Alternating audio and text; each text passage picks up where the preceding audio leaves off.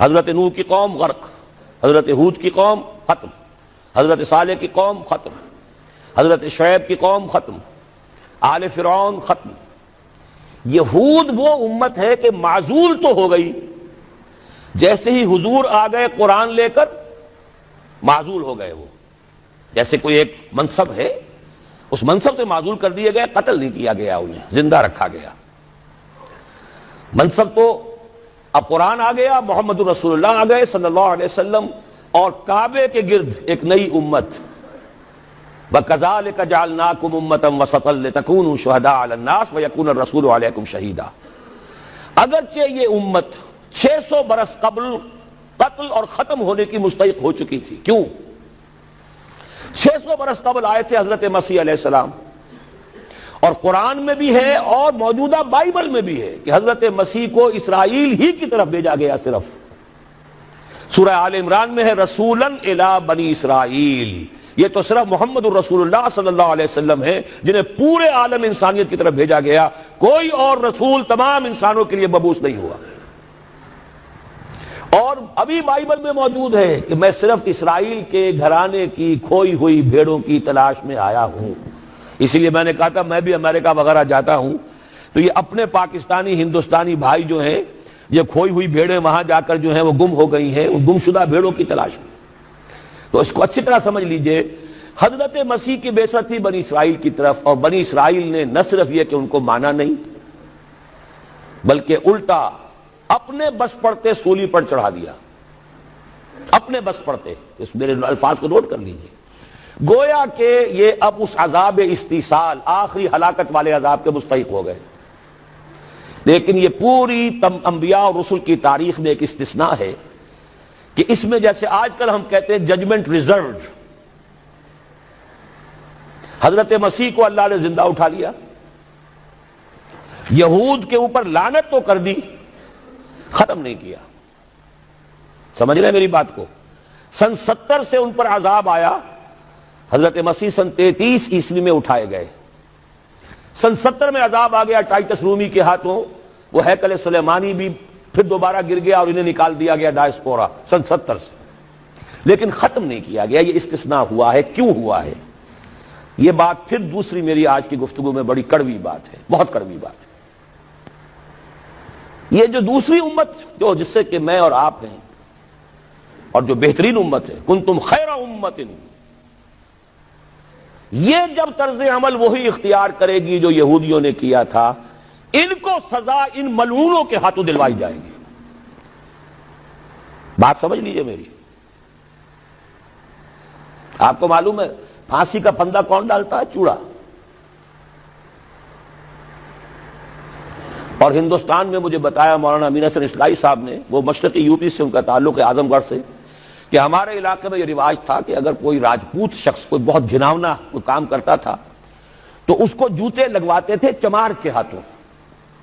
راجپوت کے سر پر راجپوت کا جوتا پڑا تو چلیے جوتا تو ہے، لیکن ہے تو راجپوت کا۔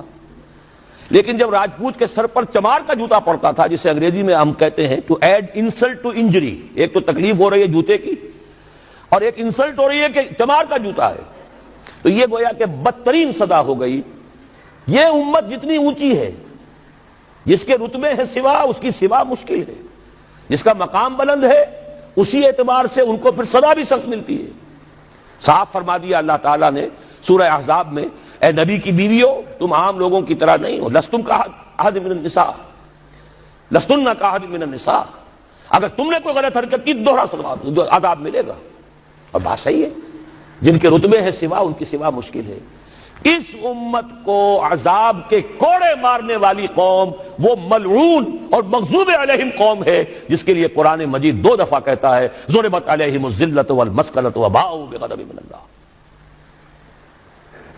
اور یہ کوڑے بہت زبردست شکل میں ابھی آنے والے ہیں۔ میری بات اب آپ نے سمجھ لی؟ کیوں رکھا گیا یہود کو؟ یہ جلاد کا دنیا میں سب سے بڑا قبرستان، جہاں 800 برس حکومت کی اور پھر ایک ایک بچہ ختم کر دیا گیا، نام و نشان مٹا دیا گیا۔ 1492 میں فال آف گرینیڈا ہوا ہے، سقوط غرناطہ، اور 1992 میں ٹھیک 500 برس بعد یہ نیگوسیشن شروع ہوئی ہیں میڈرڈ کے اندر۔ اور اب جو صورتحال ہو رہی ہے، آپ اخبارات میں پڑھ رہے ہوں گے، وہ نام نہاد صلح کو توڑنے کے اوپر تلا بیٹھا ہوا اسرائیل. کیا ہوگا ابھی میں ادھر جانا نہیں چاہتا. بہت بڑا ہنگامہ آ رہا ہے، بہت بڑا ہنگامہ آ رہا ہے. اور سب سے بڑا یہ عذاب کا کوڑا جو ہے یہودیوں کے ہاتھوں کس پر پڑے گا؟ عربوں پر. کیوں پڑے گا؟ اس لیے پڑے گا کہ اس امت مسلمہ میں عربوں کی فضیلت سب سے اونچی ہے. اصول تو وہی ہے، جن کے رتبے ہیں سوا ان کی سوا مشکل ہے. عرب کون ہیں؟ جن میں سے حضور تھے صلی اللہ علیہ وسلم. یہ رتبہ بلند ملا جس کو مل گیا، ہر مدعی کے واسطے دار و رسن کہاں. عرب کون ہیں؟ جن کی مادری زبان میں اللہ کا کلام ہے. مجھے اور آپ کو 100 پاپڑ بیلنے پڑیں گے قرآن کو سمجھنے کے لیے.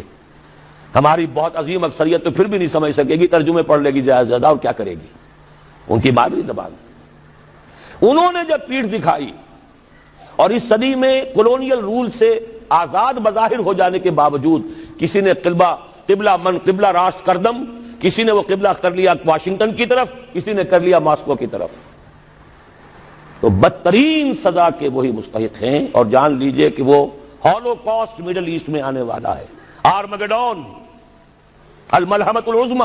میں نے یہ ساری چیزیں اپنی ایک کتاب میں لکھ دی ہیں، سابقہ اور موجودہ مسلمان امتوں کا ماضی حال اور مستقبل. ایک موجودہ امت مسلمہ ہے ہم، ایک سابقہ امت مسلمہ ہے معزول شدہ، وہ ہے یہود، اب بھی موجود ہے، امت موسیٰ ہے، صاحب تورات ہے.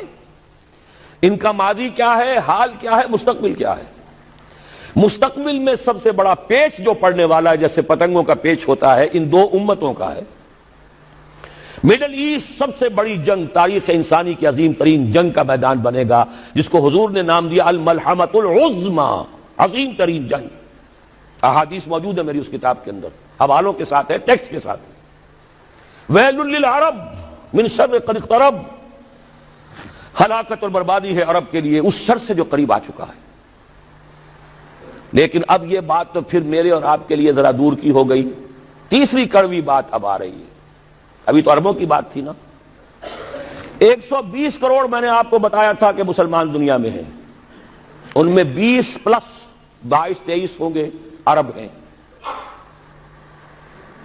باقی 1 ارب 100 کروڑ یہ کون ہے؟ نون عرب، امیین. امیین نہیں، آخرین. امیین تو عرب ہیں. ان میں سے بقیہ میں سے سب سے بڑی مجرم قوم میں اور آپ ہیں. ہندوستان کا مسلمان نہیں، انڈونیشیا کا نہیں، ایران کا نہیں، ترکستان کا نہیں، افریقہ کا نہیں.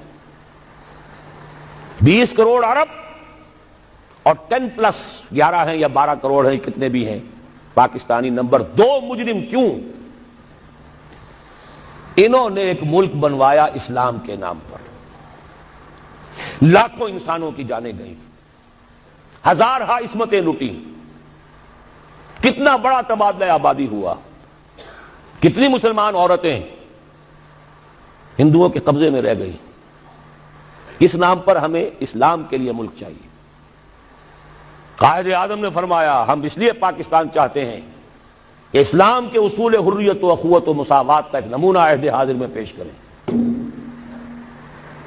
50 برس ہو چکے ہیں. نوٹ کر لیجئے، 2 حساب ہیں نا، ایک ہے شمسی، ایک ہے قمری. قمری کے حساب سے 50 برس ہو چکے، 9 مہینے زائد ہو چکے ہیں. شمسی حساب سے 50 برس میں 9 مہینے کم ہیں، بس اتنا ہی فرق ہے. اگلے اگست میں ہو جائے گا نا 50 برس کرسچین ایرا سے. 1997 1947 اگست تک کتنے مہینے رہ گئے؟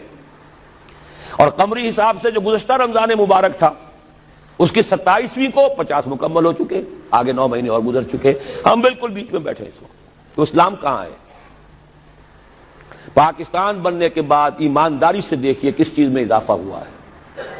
بدمعاشی، عیاشی، جھوٹ، فحاشی، عریانی، بے پردگی، غبن، بد امنی، لوٹ مار،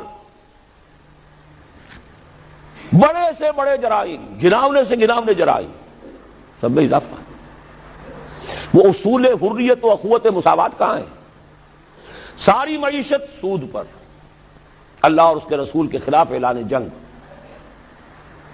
آج ہم IMF کی ایک اسامی ہے، کورٹ آف وارڈ ہے، کتنے کھل کر باتیں ہمارے وزراء کر رہے ہیں، ہمارے لیے کوئی اور چارہ کار ہے ہی نہیں۔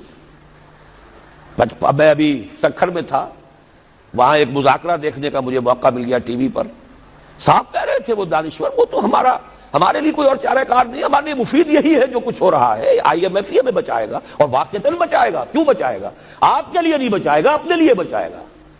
اسے آپ کے اندر سے اپنا خون نکالنا ہے، اگر مرنے دیں گے تو خون کہاں سے لیں گے؟ they will keep you، لیکن رکھیں گے اسی طریقے سے کہ خون کشید کرتے چلے جائیں، کبھی بجلی کا کرایہ، کبھی گاڑیوں کا کرایہ، کبھی اس کا کرایہ، کبھی اس کا کرایہ، کبھی اس کا ریٹ، کبھی اس کا ریٹ، کبھی ڈاک کے ریٹ، خون چوسنے کے لیے۔ یہ صورتحال جو ہے یہ ہماری آخر کس کی ہے؟ کس نے کیا یہ؟ کیا اللہ ظالم ہے؟ کیا ہم مجرم نہیں ہیں اس کے؟ یہ اجتماعی جرم، اور کوئی ملک اسلام کے نام پر نہیں بنا، اچھی طرح نوٹ کر لیجیے۔ انڈونیشیا میں تحریک چلی وہ ملائی نیشنلزم کے نام پر، ملے نیشنلزم، عربوں نے انگریزوں سے نجات حاصل کی یا فرانسیسیوں سے عرب نیشنلزم کے نام پر، العروبہ۔ صرف ایک ملک بنا تھا، پاکستان کا مطلب کیا؟ لا الہ الا اللہ۔ اور آج یہی وجہ ہے کہ کم سے کم عربوں کے ہاں خوشحالی تو ہے، جو ذلت آئی ہے ابھی ان پر اور مسکنت آئی ہے، کر کچھ نہیں سکتے، بے بس ہو گئے۔ جزیرہ نما عرب میں آج یہود اور عیسائی دندناتے پھر رہے ہیں، ان کے فوجی مراکز قائم ہو چکے ہیں، نجد کے پورے علاقے کے اوپر ان کا قبضہ ہے اس وقت۔ ذلت ہی ہے نا، ہمارے ہاں تو بھوک بھی ہے، ہم تو اس سے آگے بات جا رہی ہے۔ ہمارے ہاں یہ مسئلہ اور آگے بڑھے گا تو کیا شکلیں ہوں گی، بھوکے بھیڑیے جس طریقے سے پیٹ پھاڑیں گے محلوں میں رہنے والوں کے اور کوٹھیوں میں رہنے والوں کے، وہ وقت دور نہیں ہے۔ یہ عذاب الہی کی شکل، جیسے کہ فرمایا گیا سورہ انعام میں، قُلْ هُوَ الْقَادِرُ أَن يَبْعَثَ عَلَيْكُمْ عَذَابًا مِّن فَوْقِكُمْ أَوْ مِن تَحْتِ أَرْجُلِكُمْ أَوْ يَلْبِسَكُمْ شِيَعًا وَيُذِيقَ بَعْضَكُمْ بَأْسَ بَعْضٍ۔ اے نبی ان سے کہہ دیجئے اللہ اس پر پوری طرح قادر ہے کہ تم پر کوئی عذاب بھیج دے تمہارے سروں کے اوپر سے یا تمہارے قدموں کے نیچے سے نکال دے، یا اللہ کو کوئی اور کام کرنا ہی نہ پڑے، تمہیں کو آپس میں ٹکرا دے، ایک دوسرے کی طاقت کا مزہ چکھائے۔